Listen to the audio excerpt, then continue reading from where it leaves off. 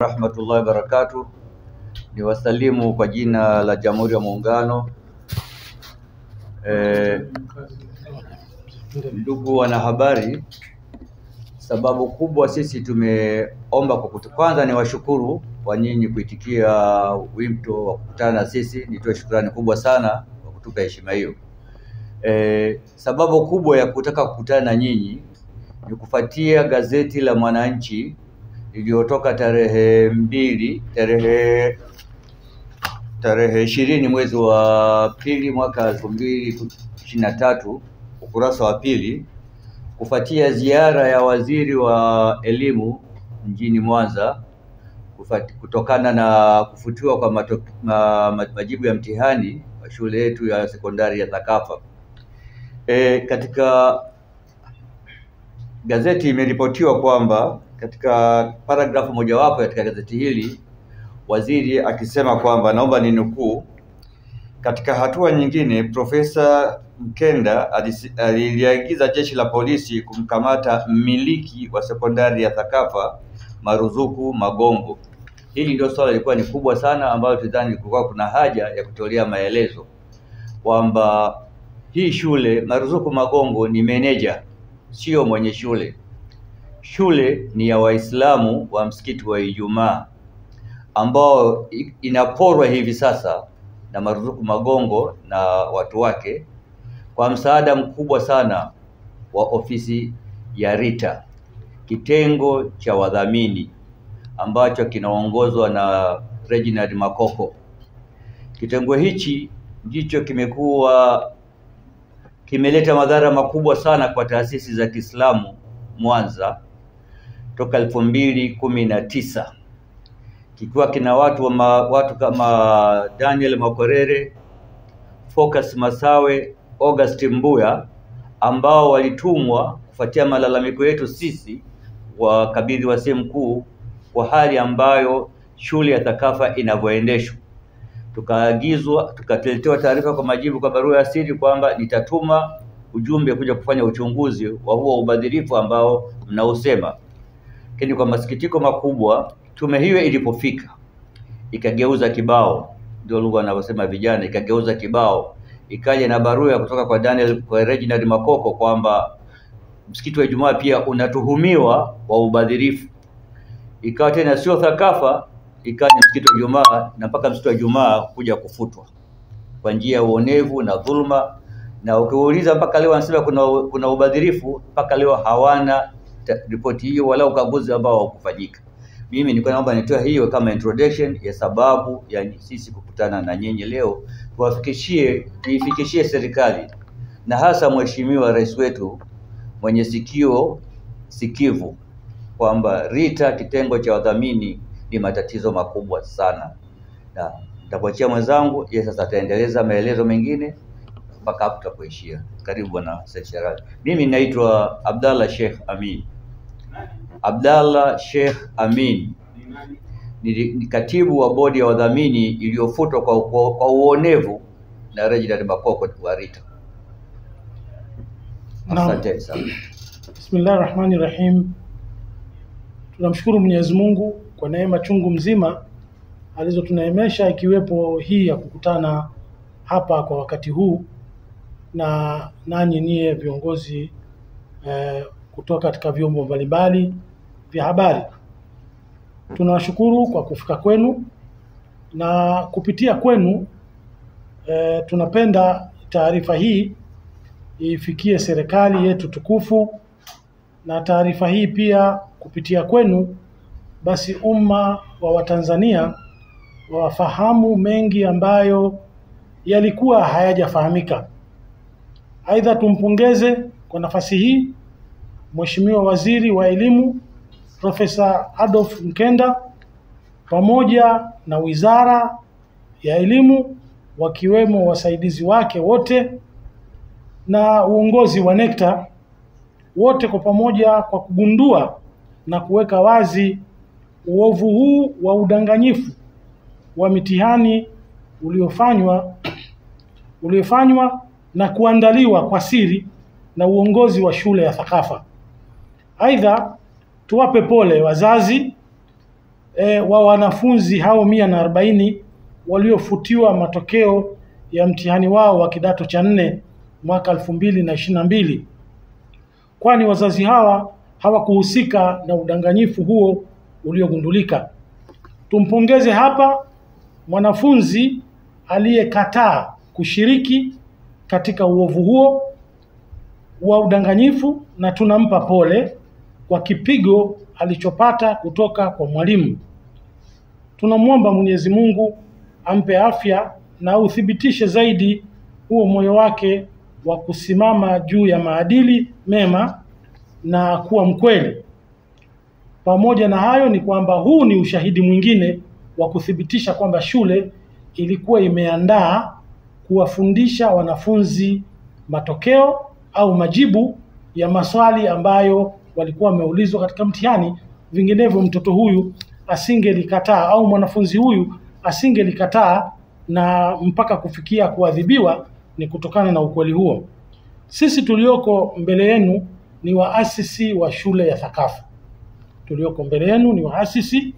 Mimi naitwa Sherali Hussein Sherali, ndiye mmoja wa viongozi wa bodi ya msikiti wa Ijumaa, msikiti ambao ndio uliijenga shule ya Thaqafa, Thaqafa sekondari, na mimi kama mwenyekiti wa msikiti wa Ijumaa wa bodi iliyofutwa, nikiwa na shekhe mkuu wa msikiti wa Ijumaa Mwanza aitwaye Sheikh Jabir Yusuf Katura. Sisi wawili ndio tuliosimama kuwaomba sadaka Waislamu wanapokuja kusali sala ya Ijumaa miaka hiyo ya 80 na 90, watoe shilingi 250 ili Waislamu waweze kujenga shule yao. Na kwa kipindi cha mwaka mmoja tu Waislamu waliweza kujenga shule ya sekondari hii ambayo leo tunaizungumza. Na sisi ndio tuliowafuata wafadhili wengi wa Mwanza kuwaomba msaada wa kuijenga shule ya kwanza ya Waislamu ambayo inaitwa Thaqafa Secondary School. Miongoni mwa wafadhili wakuu ambao waliotusaidia katika ujenzi wa shule hii ya Waislamu walioko hai hivi sasa ni Mheshimiwa Jumanne Kishimba. Wakati ule alikuwa sio mbunge, lakini kwa sasa ni mheshimiwa mbunge. Mheshimiwa Hussein Gulamali, wakati ule alikuwa mfanyabiashara tu wa kawaida, na sasa ni mbunge wa jimbo la Nyang'hwale. Tunaye bwana Alhaji Ramzan Dubai Bazar maarufu pale Mwanza, mfanyabiashara. Tunaye mfanyabiashara maarufu bwana Zulfikar Nanji, huyu ni mmiliki wa kampuni ya Mwanza Huduma. Tunaye bwana Alhaji Musa Maguha ambaye naye alikuwa katika wafadhili wakuu waliosaidia katika ujenzi wa shule hii.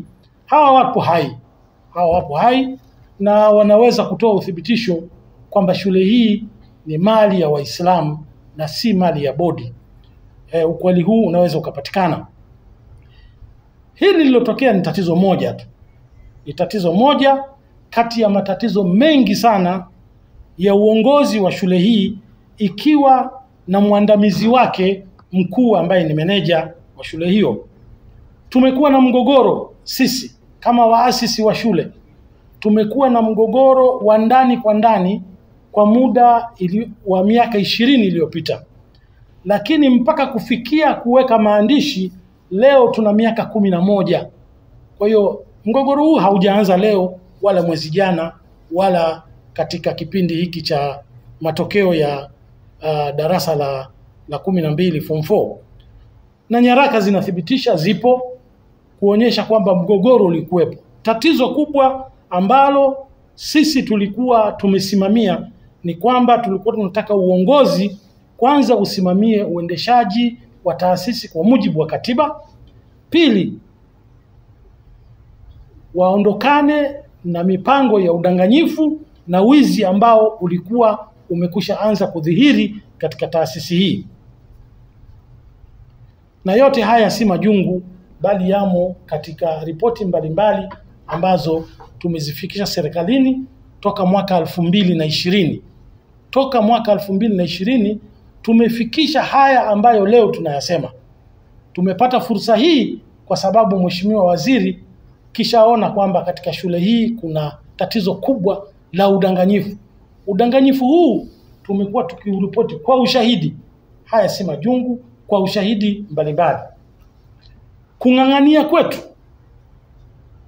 kuutaka uongozi wa taasisi kufuata katiba, kuwa wa kweli kwa Waislamu waliojenga shule hiyo,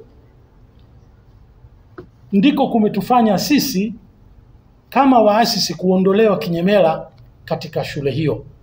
Mimi na mwenzangu Bwana Abdalla Amin tumeondolewa katika uongozi kwa njia zisizo za kisheria, wala katiba ya taasisi haikufuatwa.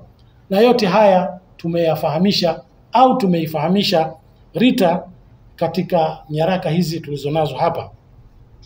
Badala yetu sisi viongozi wa asisi wamewekwa katika nafasi za uongozi kama wadhamini na kama wenye mali watoto wa meneja, watoto ambao walisoma shule hiyo hiyo ambayo imejengwa na Waislamu, wakasomeshwa hapo hapo katika shule hiyo hiyo, eti sasa wamekuwa ndio wenye mali.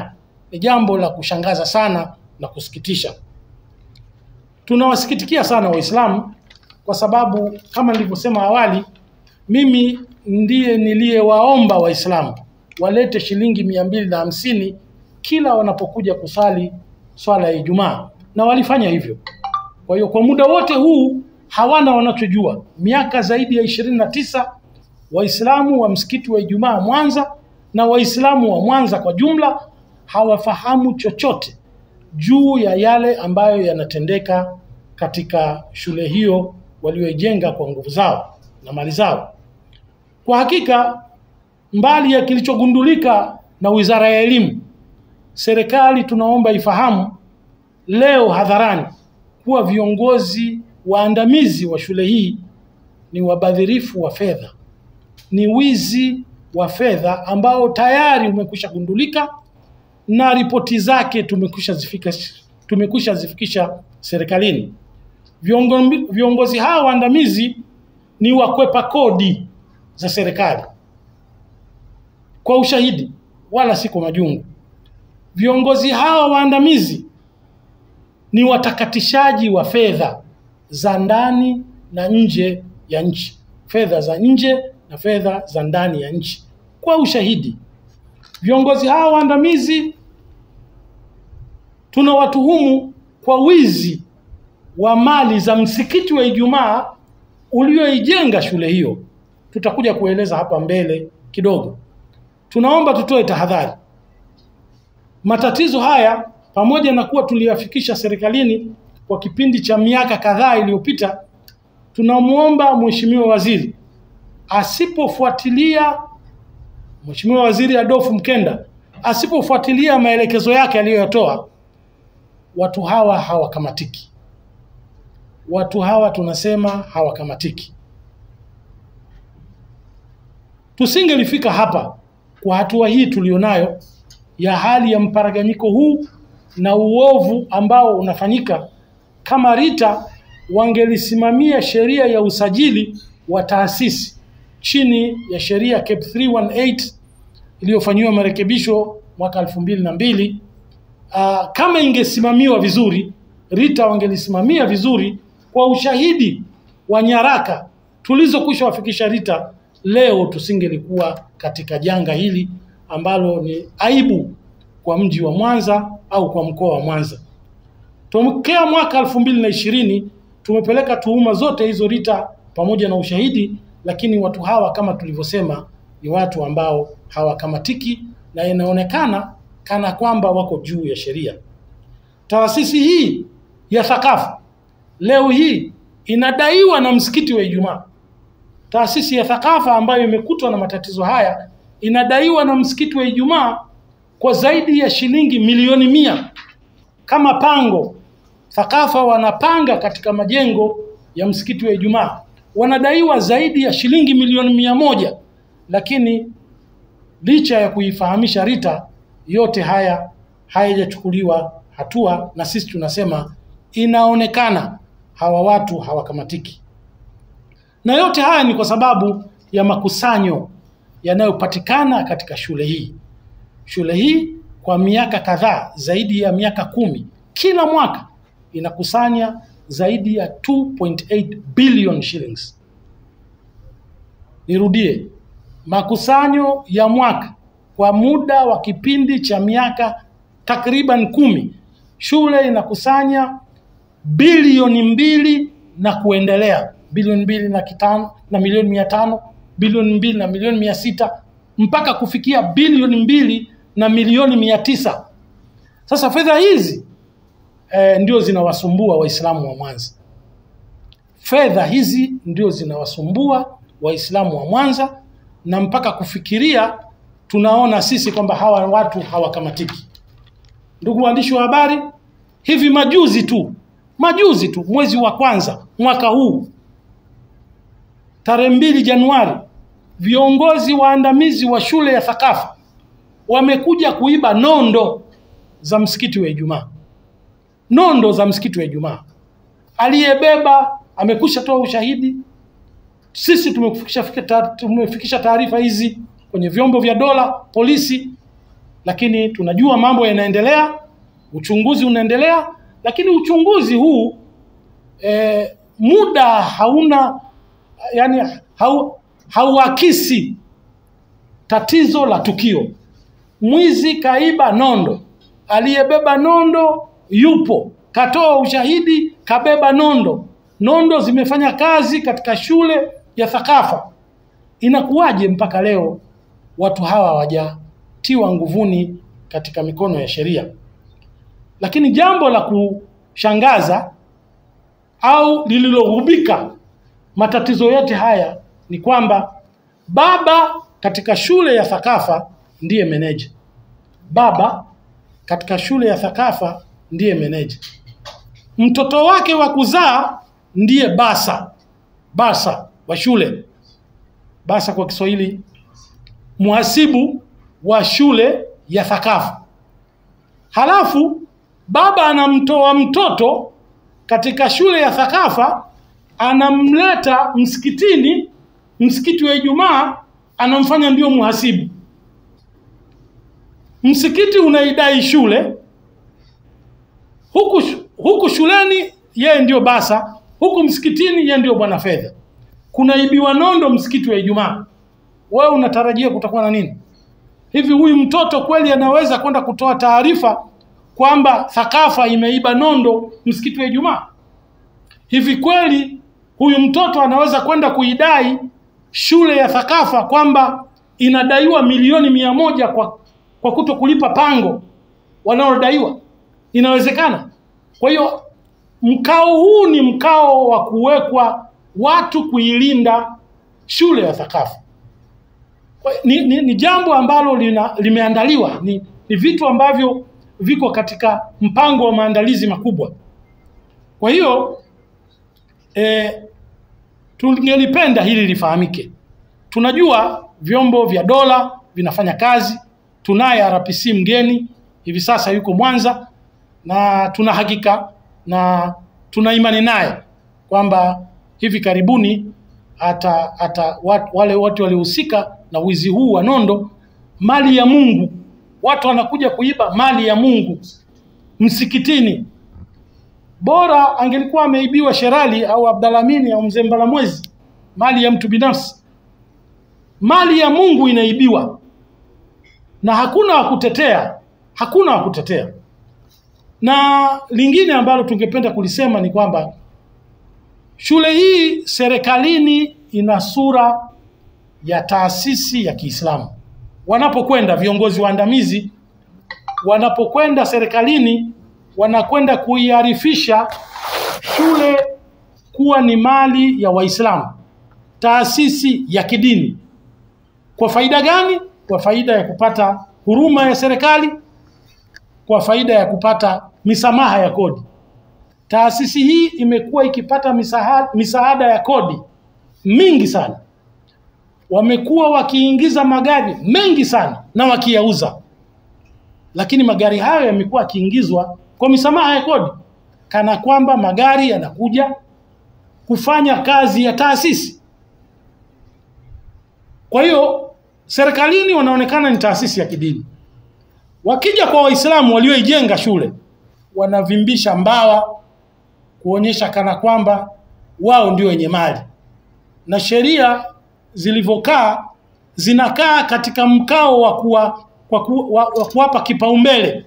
Ukishasajiliwa RITA, basi unakuja na mbawa na mapembe kuonyesha kwamba wewe ndiye mwenye mali. Kwa hiyo wakija kwa Waislamu wanakuja kwa njia hiyo. Wakija kwa Waislamu wanakuja na ile leseni ya Wizara ya Elimu. Huyu bwana huwa anawatishia Waislamu kwamba Wizara ya Elimu inanitambua mimi kama ndiye mwenye mali. Hata gazeti linasema tunamtafuta mwenye mali ambaye ni meneja wa shule hiyo. Kwa hiyo hizi nyaraka hizi ndizo zinazotumika kuwapigia Waislamu. Kwa hiyo Waislamu wananywea wakisikia hawa ndio waliosajiliwa na RITA, hawa ndio wana leseni za shule, wanatamkwa kwamba ndio wenye mali. Hili linawarudisha nyuma Waislamu. Sisi tuliosimama hapa tumesimama kwa sababu si ya kibinafsi.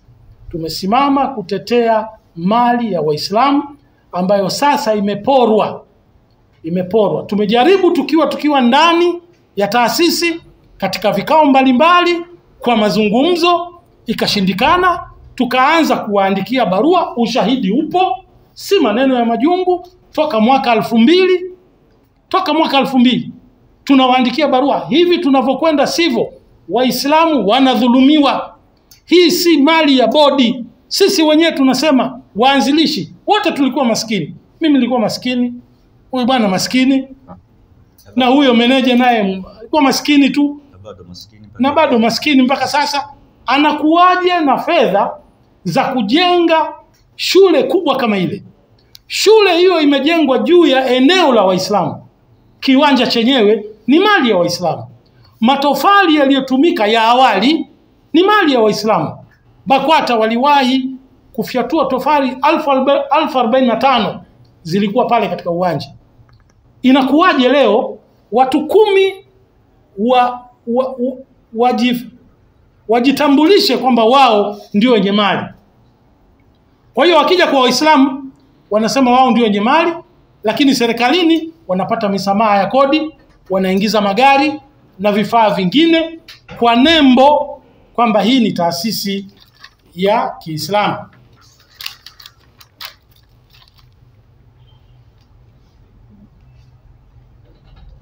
Sisi tunaendelea kusema kwamba tumefikishwa hapa na RITA. RITA ndio imetufikisha hapa. Waislamu wamekosa haki yao kwa sababu ya ile tasjila tu ambayo wamepewa hawa wadhamini. Lakini tunajiuliza, sheria ya nchi au sheria zinazoongoza taasisi mbalimbali, you cannot have a trustee without a trustor. Huu ni msingi wa kisheria kabisa.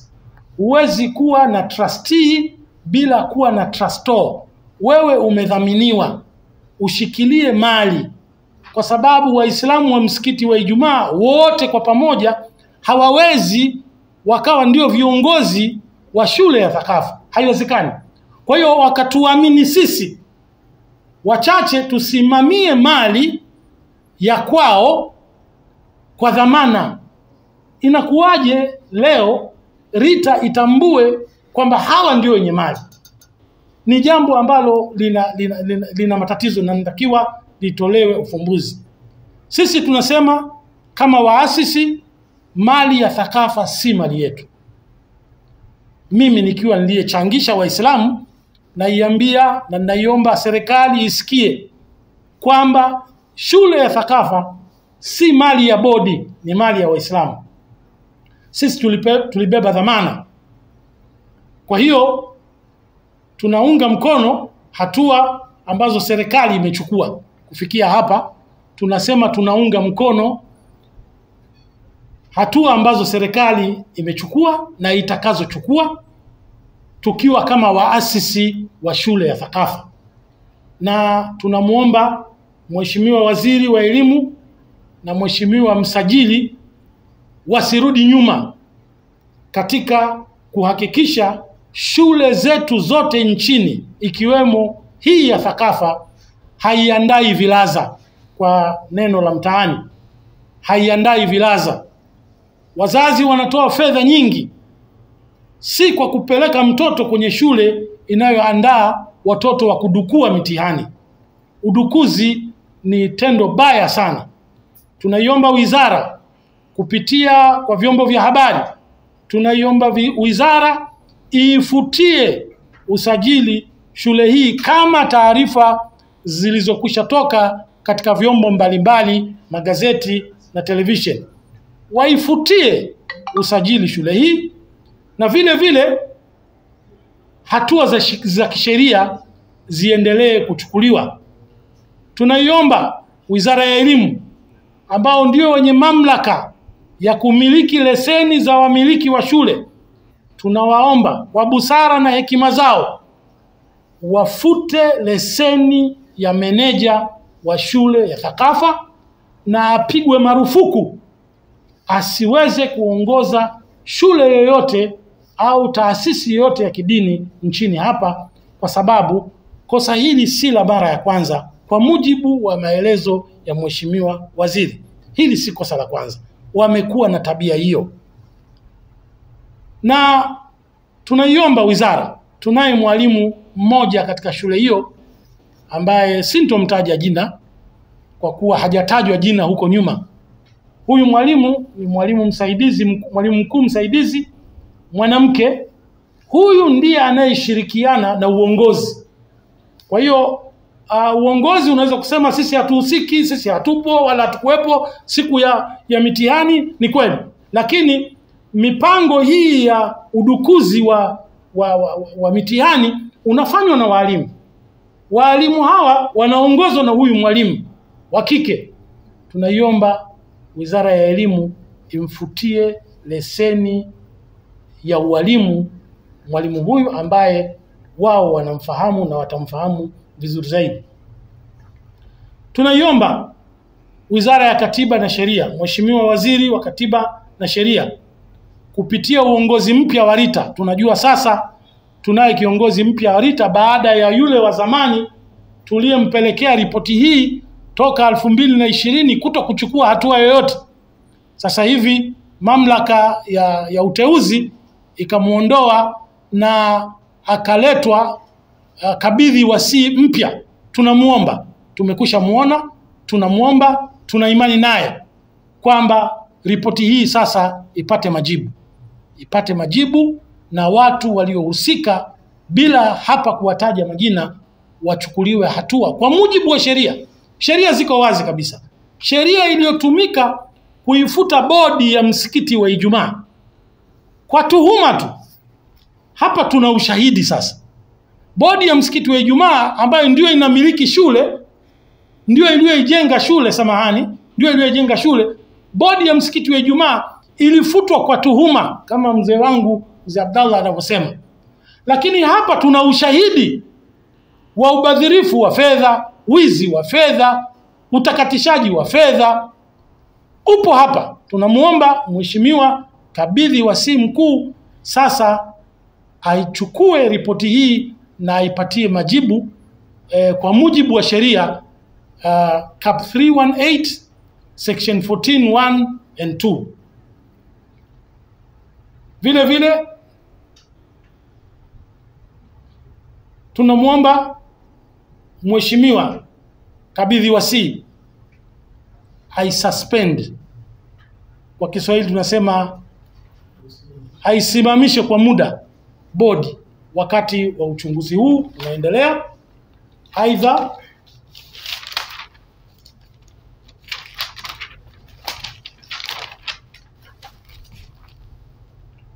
tunamuomba kamanda wa mkoa wa Mwanza, huyu ni kamanda mgeni hivi sasa katika mkoa wetu, RPC na wahusika wawatie nguvuni wezi wa nondo mali ya Mungu. Wawatie nguvuni wezi wa nondo wa mali ya Mungu. Ikiwa huko nyuma walikuwa hawakamatiki, sasa kwa hili lilotokea tuna imani kabisa watakamatika. Na tunaomba waziri wa mambo ya ndani, Mheshimiwa Waziri wa mambo ya ndani, naye aingilie kati, alione tatizo hili. Vile vile mwendesha mashtaka, kwa sababu kumekuwa na kesi zaidi ya 3. Ndio tulisema hapo awali, hawa mabwana hawakamatiki. Walishawahi kuvunja ofisi ya msikiti wa Ijumaa mchana, wazi wakionekana wanavunja ofisi.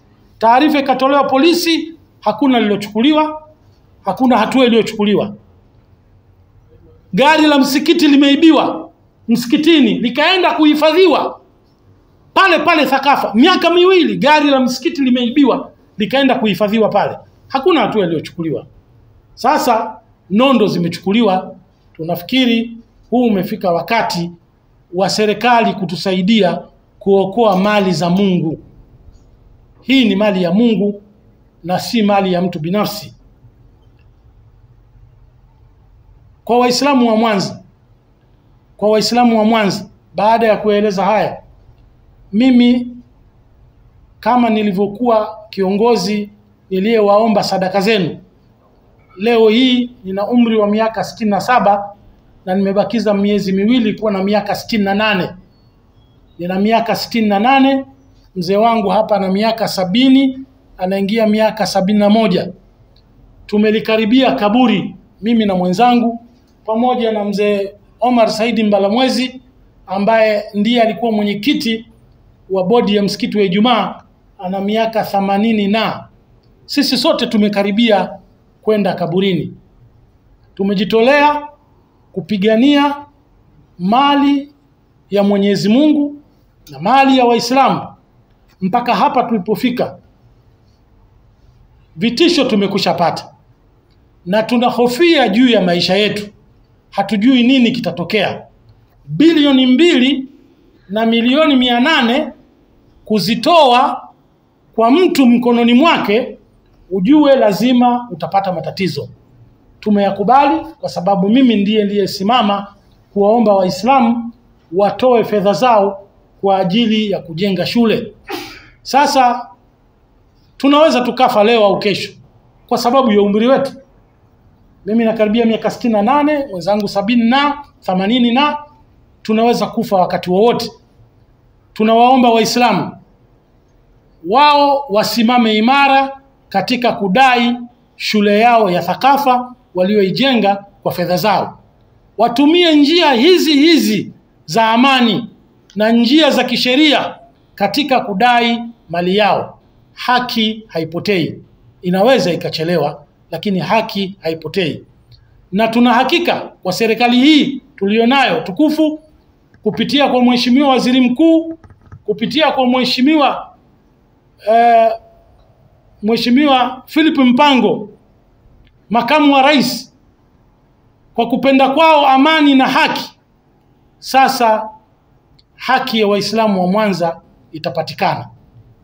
Na tukimalizia tunasema kwamba Mheshimiwa Rais hivi majuzi kataka kutoa maelekezo kwamba haki za wananchi, haki za watu zisicheleweshwe, kwa sababu justice delayed is justice denied. Justice delayed is justice denied. Kwa hiyo tunataraji kwamba kwa maelezo haya yatawafikia wahusika na hatua zitachukuliwa na Waislamu watarejeshewa shule yao, pamoja na kwamba tunataka serikali kupitia kwa waziri wa elimu Profesa Adolf Mkenda aifutie usajili shule hii ili iwe fundisho kwa shule zingine zote nchini Tanzania. Kufikia hapa, haya yatakuwa ndio maelezo yangu.